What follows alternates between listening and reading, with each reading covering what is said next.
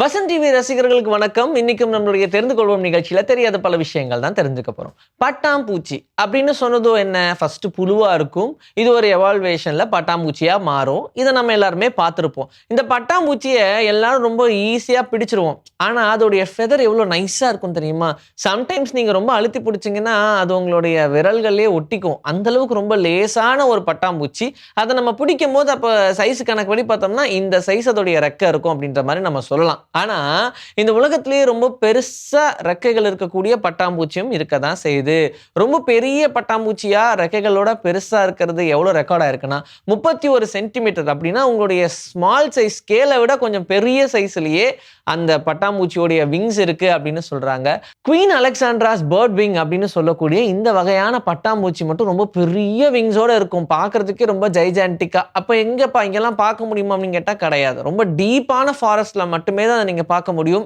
And பட்டாம்பூச்சிகள் எல்லாத்துக்குமே இதுதான் குயின். எப்படி நம்ம தேனீருடைய அரசி அப்படின்னு ஒன்று சொல்றோமோ, அந்த மதர் பி அப்படின்னு சொல்லுவோம் இல்லையா, அந்த மாதிரி இதுதான் குவீன் ஆஃப் பட்டர்ஃப்ளை அப்படின்னு சொல்லுவோம். இது எங்க இருக்கோ இதோடைய கட்டுப்பாட்டில் தான் எல்லா பட்டர்ஃப்ளைஸும் இருக்குமா.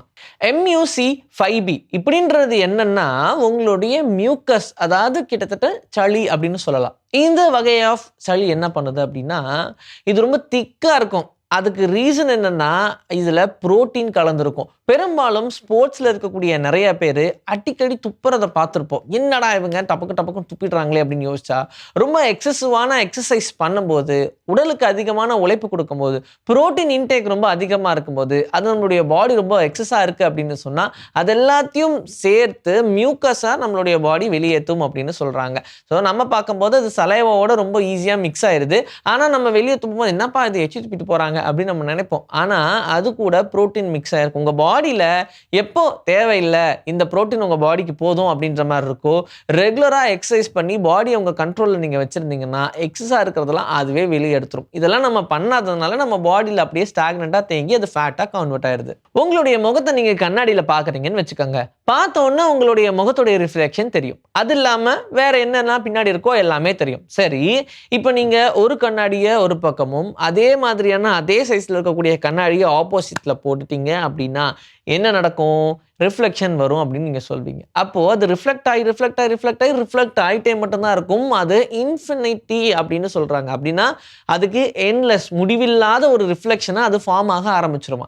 நீங்கள் கண்ணாடி அங்கேருந்து எடுக்கிற வரைக்கும் அதோடைய ரிஃப்ளெக்ஷன் அங்கே இருந்துக்கிட்டே தான் இருக்கும், பாஸ் ஆகிட்டே தான் இருக்கும். எப்படி நீங்கள் உங்களுடைய கண்ணில் அந்த கண்ணாடியை பார்த்தீங்களோ, அந்த கண்ணாடி நீங்கள் பார்க்குறீங்க அப்படின்றத உங்கள் கண்ணு பார்க்குதோ, நல்லா உங்கள் கண்ணை ஒத்து பார்த்தீங்கன்னா உங்கள் கண்ணு வழியாக அந்த கண்ணாடி தெரியும். அதே மாதிரி தான் ரெண்டு கண்ணாடியும் ஆப்போசிட் டைரக்ஷன் இருக்கும்போது இன்ஃபினிட்டியா இருக்கும். ஆனா நீங்க பார்க்கும்போது ரொம்ப ஈஸியா 1 2 3 அப்படின்னு எண்ணிடலாம். ஈவன் நீங்க ஒரு சில டைம் நீங்க முடி வெட்டுறதுக்காக பார்பர் ஷாப் போறீங்கன்னு வச்சுக்கோங்க. ரொம்ப முன்னாடிலாம் பார்த்தோம்னா 2 கண்ணாடி இப்படி வச்சிருப்பாங்க. நம்மளுடைய பின்னாடி எப்படிலாம் கட் பண்ணியிருக்காங்க அப்படின்னு பார்க்கறதுக்காக அதை யூஸ் பண்ணுவோம். ஆனா அதையே நீங்க பார்த்தீங்கன்னா 1 2 3 எண்ணி உங்களால மேக்ஸிமம் ஒரு 10 வரைக்கும் எண்ண முடியும்.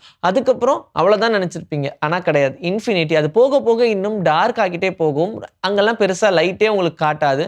ரொம்ப டார்க்கா இருக்கனால உங்களுடைய நேக்ட் ஐஸ்ல உங்களால பார்க்கவே முடியாது. ஆனா அது ரிஃப்ளெக்ட் ஆகிட்டே தான் இருக்கும் ஒன்ஸ் அந்த கண்ணாடி அங்கிருந்து போகிற வரைக்கும். ஏதாவது ஒரு படம் பார்த்துட்டு இருப்போம், இல்ல யாரோ ஒருத்தங்க சொல்றதை நம்ம கேட்டிருப்போம், இல்ல ஏதாவது ஒரு பெரிய இன்சிடென்ட் பார்த்துருப்போம். அப்படின்னா நமக்கு புல் அரிக்கும்னு சொல்லுவாங்க, கூஸ் பம்ப்ஸ் அப்படின்னு சொல்லுவாங்க இல்லையா. அப்படின்னா என்ன ஆகும்? நம்மளுடைய முடி எல்லாமே அப்படியே சட நிக்க ஆரம்பிச்சிடும். நின்னதும் எல்லாருமே ஷாக் ஆயிரும். ஓ, ஏதோ ஒன்று பெருசாக நடந்திருக்குப்பா, அப்படியே மெய் சிலுக்குதுங்க, அப்படியே புல்லரிக்குதுங்க அப்படின்னு நம்ம சொல்லுவோம் இல்லையா.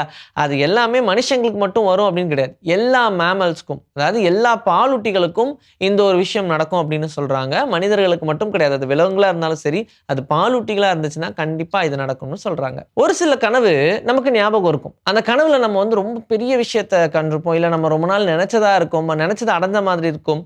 இதெல்லாம் ஓகே. ஆனா இதெல்லாம் ரொம்ப லிமிட்டட் எடிஷன்ற மாதிரி எப்பயாச்சும் தாங்க நடக்கும் அப்படின்ற மாதிரி ரொம்ப ரேரான இன்சிடென்ட். சில டைம் உங்க கனவுகள்லாம் போகவே போகாது, அப்படியே உங்க மண்டைக்குள்ளேயே இருக்கும். அதுக்கான காரணம் யோசிச்சிருக்கீங்களா? எப்போ நீங்க ரொம்ப தூங்குறது மோசமா இருக்கோ அப்போ நீங்க என்னென்ன கனவு கண்டீங்களோ எல்லாம் ஞாபகம் இருக்கும். சில டைம் நீங்க மோசமா தூங்குறீங்கன்னா, அதாவது இடையில எந்திரிச்சுக்கிட்டே இருக்கீங்க, உங்களுக்கு தூக்கமே இல்லை, பறந்துக்கிட்டே இருக்கீங்கன்னு வச்சுக்கோங்க, உங்களுடைய கனவு ரொம்ப துல்லியமா ஞாபகம் இருக்கும். அதனால தான் உங்களுக்கு பிடிச்ச விஷயங்கள நீங்க கனவா கண்டாலும் அது ஞாபகத்துல இருக்கிறது ரொம்ப கஷ்டமா இருக்கு. பிடிக்காத விஷயமா இருந்தா நீங்க திரும்பி திரும்பி படுத்தாலும் உங்களுடைய பிரெயின்குள்ள அது ஓடிட்டே இருக்கிறதுக்கு அதான் ரீசன். ஏன்னா உங்களுக்கு சரியான தூக்கம் இருந்திருக்காது. அப்படி உங்களுக்கு சரியான தூக்கம் இல்லன்னா, அது என்ன கனவா இருந்தாலும் சரி, அது உங்க மைண்ட்ல போய் ரொம்ப சூப்பராவே ரிஜிஸ்டர் ஆயிரும். இன்னைக்கு நம்மளுடைய தெரிந்து கொள்வோம் நிகழ்ச்சியில தெரியாத பல விஷயங்கள் தெரிஞ்சுக்கிட்டோம். இதே மாதிரி சூப்பரான கன்டென்ட்டோட உங்கள நான் வந்து சந்திக்கிறேன். Until then this is bye from Vijayasri. Take care.